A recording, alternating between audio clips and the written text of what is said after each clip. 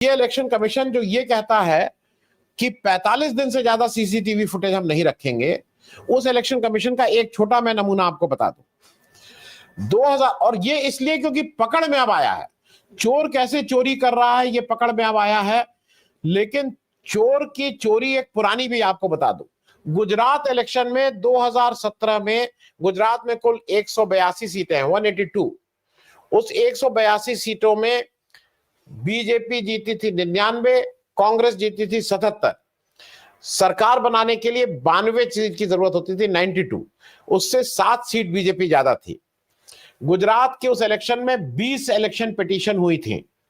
उस 20 election petition में 2 election जो थे, पभुआ मानेक द्वारका से बीजेपी के एमएलए और भूपेंद्र सिंह चूड़ासमा ढोलका से बीजेपी के एमएलए, इनका इलेक्शन सेट असाइड किया गया था। और भूपेंद्र सिंह जो बीजेपी सरकार के मंत्री थे, जानना जरूरी है देश को, बीजेपी सरकार के मंत्री थे, उनका मार्जिन ऑफ वो था 327 वोट से जीते थे और 429 बैलेट जो वोट्स थे वो रिजेक्ट किए थे इलेक्शन रिटर्निंग ऑफिसर ने, और उनका इलेक्शन सेट असाइड किया गया था। पभुआ मानेक जी का इलेक्शन सेट असाइड करके कहा गया था, जो पिटीशन में था कि सेकंड को डिक्लेयर कर दीजिए, वो जो कांग्रेस का कैंडिडेट था नहीं डिक्लेयर किया था। ये दोनों लोग सुप्रीम कोर्ट से राहत ले आए थे। भूपेंद्र सिंह साहब का कुछ नहीं हुआ, वो पूरे आराम से उन्होंने 5 साल मंत्री पद की शोभा बढ़ाई। बाकी जो इलेक्शन पिटीशन थी वो तय नहीं हुई। तो ऐसी जगह जहां पे 5 साल तक आपकी इलेक्शन पिटीशन नहीं तय हो रही है, वहां पे ये कह रहे हैं नहीं हम 45 दिन के अंदर सीसीटीवी वो खत्म कर देंगे। राय साहब, मैं शुरुआत आपसे इसलिए कर रहा हूं, ये क्या मामला टेक्निकलिटीज का रह गया है ये एक लार्जर इशू है जहां पे चोरी पकड़ी जा चुकी है, अपराध हो चुका है, अब उस अपराधी को पकड़ने का काम होना चाहिए। बात इस पे होनी चाहिए कि ये जो एक कंस्टिट्यूएंसी का राहुल गांधी ने जो दिया है, इसमें कितनी गलतियां हैं, कि इसमें फंसाना चाहिए कि एफिडेविट नहीं है, दूसरा वो नहीं है, ये दूसरी जगह नहीं है। आजकल भी आप जाइए ना तो इसमें मोहर नहीं लगी है, आजकल कई जगह होता है मोहर लगा के आई है। तो मैं आपकी शुरुआती वो कर ले रहा हूं संक्षेप में, ये सारा कुछ बहानेबाजी है। देखिए, ऐसा है कि ये मुद्दा अब तो काफी कुछ इसमें जो ऐसी कोई घटना हो जाती है तो उसके बाद जो मीडिया फॉलो अप करता है, सोशल मीडिया के इन्फ्लुएंसर्स फॉलो अप करते हैं, उससे इसमें काफी चीजें अब सामने आ गई हैं। जैसे ये सामने आ गया है कि वो जो 80 लोगों के वाला एक घर है जिसका रेफरेंस आया था कल के प्रेस कॉन्फ्रेंस में, वहां इंडिया टुडे का करस्पॉन्डेंट पहुंच गया, वीडियो रिकॉर्ड है। उसने देखा कि वो मकान, उसमें एक कोई बंगाली किराएदार 1 महीने से आया है, जो बेचारा घरों में खाना पहुंचाने वाला जो लड़के काम करते हैं उस तरह का है, तो यानी 2-3 हजार 4 हजार के किराए वाला होगा। और उसने कहा कि उसमें 2 आदमी बैठ सकते हैं उस कमरे में। उसमें 80 मतदाता है।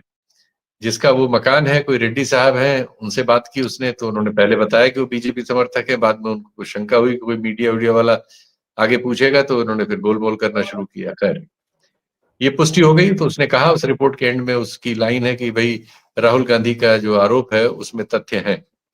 ये इंडिया टुडे, जिसका दूसरा जो हिंदी संस्करण है आज तक, उसने कल उधर से बैटिंग की थी और एक चला दिया था कि वो जो 4 जगहों के नाम वाला श्रीवास्तव है वो गलत है सूचना, और हमने नहीं पाई, उनकी लिस्ट वो एग्जामिन की है।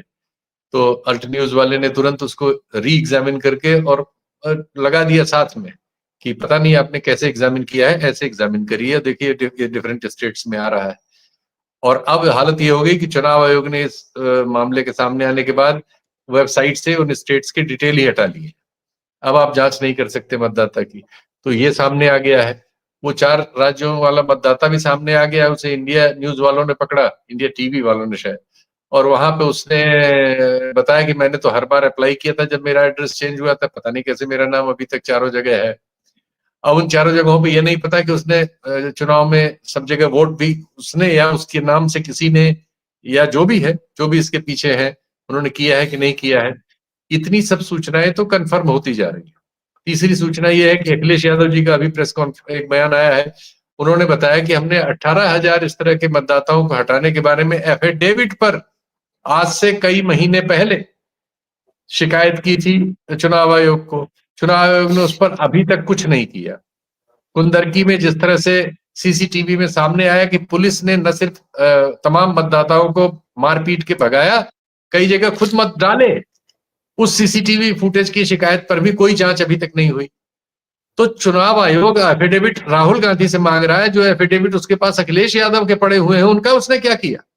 ये चुनाव आयोग बिल्कुल चंडीगढ़ वाले मसीह साहब की तरह एकदम जनता के सामने अब ये साफ साफ नजर आ रहा है कि ये एक इन्होंने जानबूझकर, चूंकि इनकी नियुक्ति इस तरह से हुई, इनकी कोई गलती नहीं, ये छांटे गए थे इसी काम के लिए।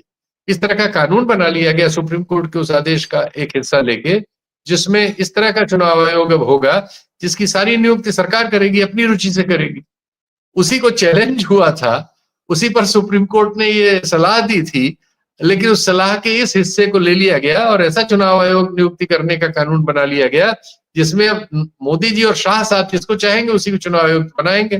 तो जब जिसको चाहेंगे उसको बनाएंगे तो उससे जो चाहेंगे वो करके देगा, तो उसमें वो ये करके दे रहा है। अब सवाल है कि राजनीतिक दल, लीडर ऑफ अपोजिशन इस मामले को पब्लिक में लाए हैं, वो पब्लिक की अदालत में जा रहे हैं, आप उसे डाइवर्जन करने के लिए टेक्निकलिटीज में ले जा रहे हैं। दूसरे, आप तमाम पत्रकारों से धमकी दिलवा रहे हैं राहुल को कि इस मामले में बीएनएस की धारा फैलाने के जरिए ये सजा होती है, यानी आपको सजा भी हो सकती है, आप जेल भी जा सकते हैं। ये अभियान चल रहा है विभिन्न प्रोफाइलों से, सोशल मीडिया के तमाम इन्फ्लुएंसर्स इस समय यही सलाह राहुल गांधी को दे रहे हैं। तो ये एक क्रिमिनल्स का दौर है जिसमें हमारे माध्यम ने, जो मीडिया जिसे कहते हैं, मीडिया का हाल देखिए। देश का सबसे बड़ा अखबार हिंदी का जो है दैनिक जागरण, जिसका ब्यूरो का संवाददाता मौजूद था और उसने सवाल भी कल पूछा था, उसमें ये खबर 9वें पेज पर है, 9वें पेज पर। और देश के अंग्रेजी हिंदी के सभी दिल्ली से निकलने वाले प्रमुख अखबारों में द हिंदू के अलावा यह खबर कहीं पहले पेज पे नहीं। जिस मामले को कल से आज तक 14.5 करोड़ से ज्यादा लोगों ने सोशल मीडिया प्लेटफॉर्म्स पर अब तक देख लिया है, और जो एक भूचाल की तरह से है कल से आज तक, इस मामले को अभी हमारे अखबारों ने, दैनिक अखबारों ने अपने प्रथम पेज की खबर लायक नहीं समझा है। आप समझिए चीजों पर किस तरह से नियंत्रण किया गया है, कैसे राइट टू इंफॉर्मेशन को ध्वस्त कर दिया गया है, कैसे इंफॉर्मेशन के जो भी सोर्सेज हैं उन सबको कुंद किया गया है, और कैसे पूरे हर आदमी को डराया धमकाया जा रहा है। जब देश के लीडर ऑफ अपोजिशन को डराया धमकाया जा रहा है, हजारों इन्फ्लुएंसर्स, सोशल मीडिया प्लेटफॉर्म्स के नायक, पार्टी के मुख्यमंत्री, मंत्री और पत्रकार, सबसे बड़ा रोल हमारी कौम ने ले लिया है पत्रकारों की। अब ये सरकार की ओर से जनता को डराने का काम करती है, अपमानित करने का काम करती है, उनको खालिस्तानी बताती है, जाट बताती है, यादव बताती है, क्रिमिनल बताती है। अब ये सब काम सरकार की ओर से वो करती है। जनता को एम्पावर करने की जगह सत्ता को एम्पावर करने के काम में 24 घंटे जो लोग लगे हुए हैं, उन्होंने पत्रकार का चोला ओढ़ रखा है। समस्या ये। बाकी अब आ गए हैं राय साहब, कानूनी पहलू आप उनसे पूछिए, बात रुक गई थी, मैं जो कहना चाह रहा था मैंने कहा।